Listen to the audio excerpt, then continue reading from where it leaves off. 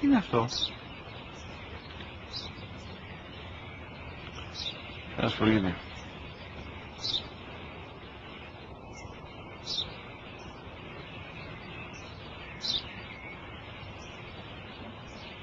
Τι είναι αυτό? Μόλις τώρα στο πατέρα, σπουργίτι είναι.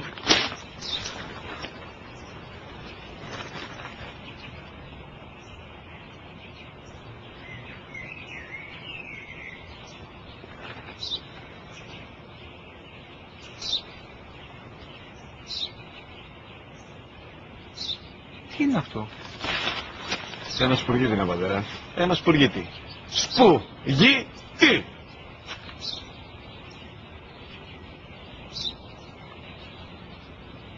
Τι είναι αυτό? Γιατί το κάνεις αυτό το πράγμα, μπορείς να μου πεις? Τόσες φορές σου είπα, είναι ένα σπουργίτι! Δεν το καταλαβαίνεις! Πού πας?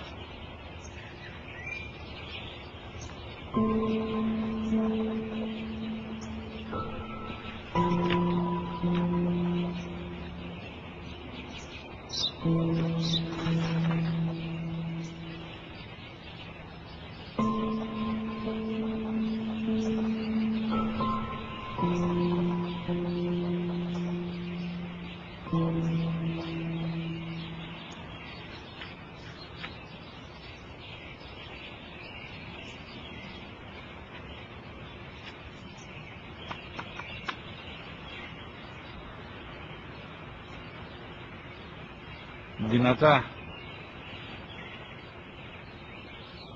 Σήμερα ο μικρός μου γιος που πριν λίγες μέρες έκλεισε τα 3 καθόταν μαζί μου έξω στο πάρκο όταν ένα σπουργίτι κρύφτηκε και κάθισε απέναντί μας.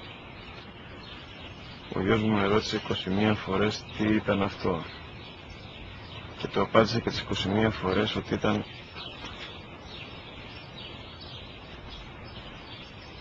ένα σπουργίτι.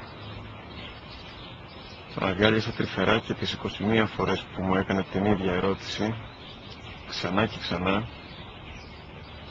χωρίς να εκνευριστώ, νιώθοντας στοργή για το αθώο μου αγοράκι.